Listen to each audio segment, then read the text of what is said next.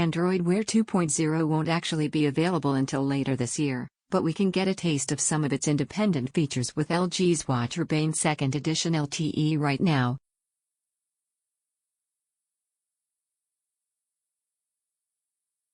The Urbane 2, as it will be referred to throughout the rest of this article, because that full name is ridiculous, is unlike any other Android Wear watch in that it has its own cellular connection, and doesn't have to rely on a Bluetooth tether to your phone.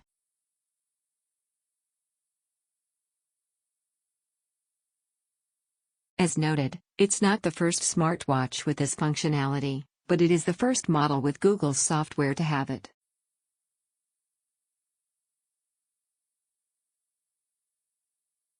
Smartwatches that don't actually need a smartphone to function seem poised to be the next hot thing in wearables.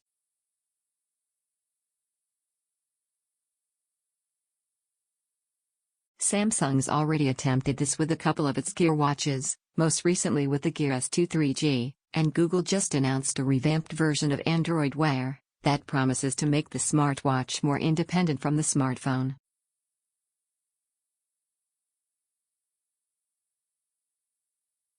A cellular connection on your watch means that you don't have to carry your phone around with you to use the watch's smart functions.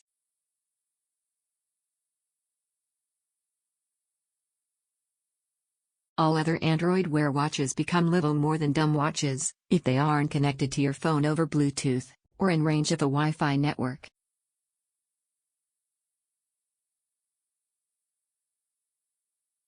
But the Urbane 2 can use its cellular connection to enable its smart features when you're away from Wi-Fi and don't have your phone with you.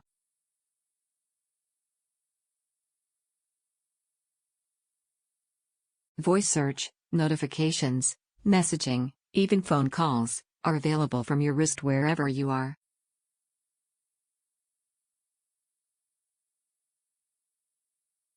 But this freedom comes at a very high cost. The Urbane 2 is available from AT&T and Verizon, and frankly, it's expensive.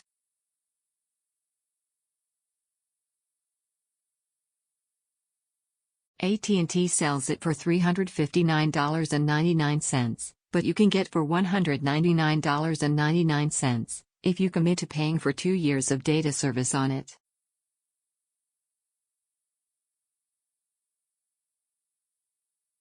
Verizon's model is even pricier. It's $499.99, or $449.99 with a 2-year contract.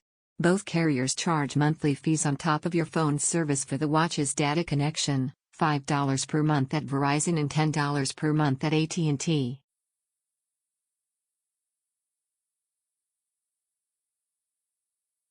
Unless your watch is made of gold, it's almost surely not worth these prices. The Urbane 2 is made out of steel, rubber, and plastic.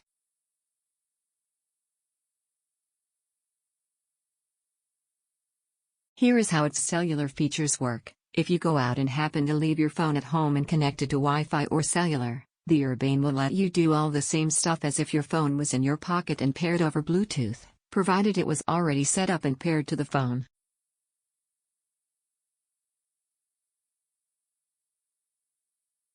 The phone is necessary for setup and installation of any apps or watch faces to the watch.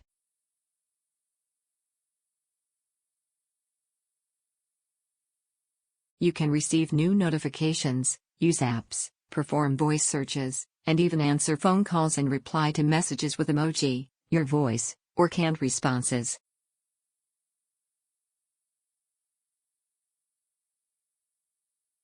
But if your phone isn't connected to Wi-Fi or cellular for whatever reason, the Urbane 2's functions become much more limited.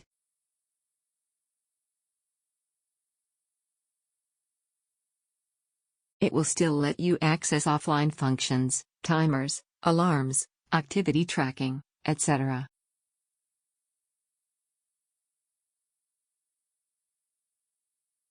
But any online features such as app notifications, voice searches, weather alerts, or navigation will not work.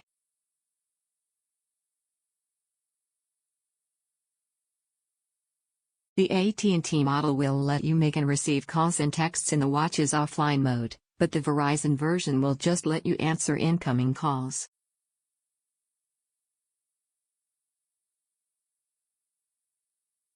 I've been using the AT&T model with a Samsung Galaxy S7 Edge. The Urbane 2's cellular features have worked as advertised. If the watch isn't connected to my phone via Bluetooth, I can still use virtually all of its functions.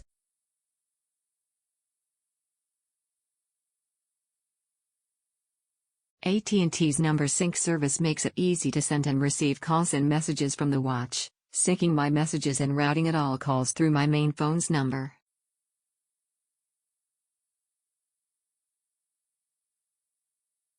But it's slow when connected to a cellular network compared to Wi-Fi or Bluetooth to my phone.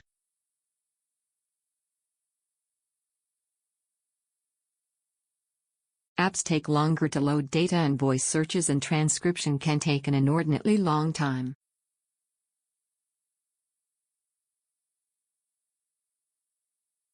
Notifications that ping my phone show up on my watch, but I can't do much other than delete the occasional email or dismiss the notification entirely.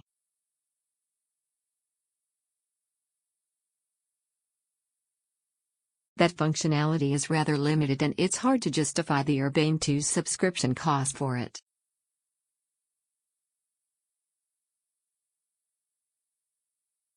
It might be appealing to avid runners that want to remain connected without a phone strapped to their arm. Like other Android Wear watches, the Urbane 2 has 4 GB of onboard storage for music, and can stream to Bluetooth headphones, and it can use location services to track your run. But since most people have their phone with them at all times anyway, the Urbane's features are often redundant.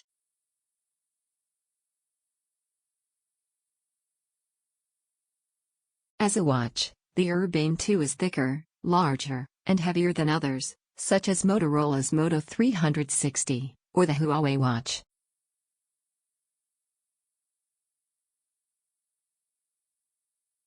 Its 1.38-inch, fully round display is very sharp.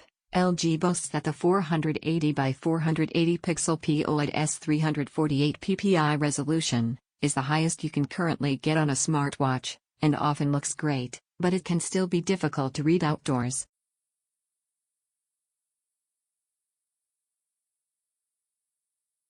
The Urbane 2 is thicker, heavier, and less comfortable to wear than other smartwatches. The fixed read, you can't change or customize it. Rubber strap is stiff and uncomfortable on my wrist, and it often leaves marks on my skin.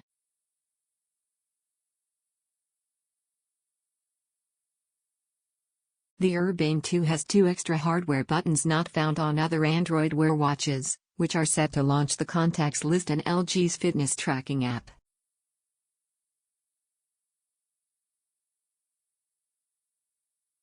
But they aren't programmable, and I didn't find either of those functions very useful in my day-to-day routine.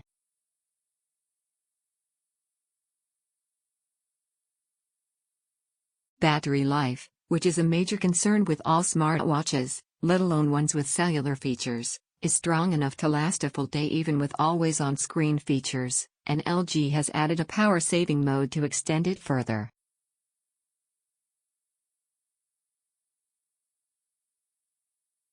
The Urbane 2's stamina on cellular networks has been much better than Samsung's Gear S2, in my experience, but it's still something that needs to be charged every night.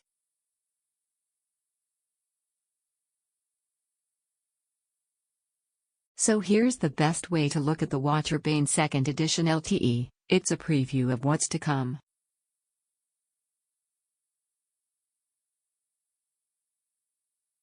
Android Wear 2 promises to greatly expand upon a cellular connected watch's abilities, allowing you to use all of its functions without a phone, and even install apps directly to the watch itself.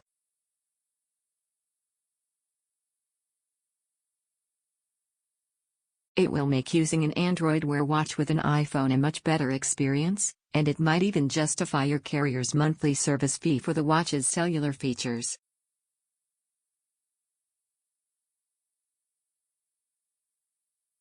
It's very likely that the Urbane 2 will receive the update this fall. Developers can already install a preview of it on the watch now, and there will certainly be new cellular Android Wear watches hitting shelves around that time, too.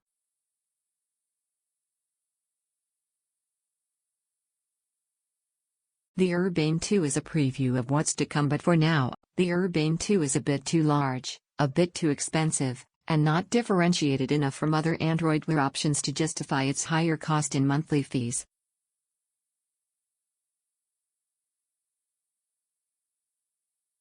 If you desperately want to watch with a cellular radio, wait until this one, or the next one, comes with the software to actually make that useful.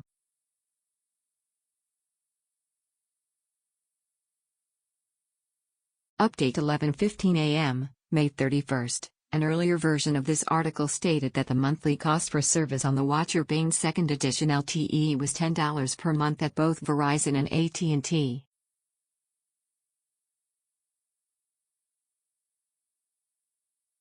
It is $5 per month at Verizon and $10 per month with AT&T.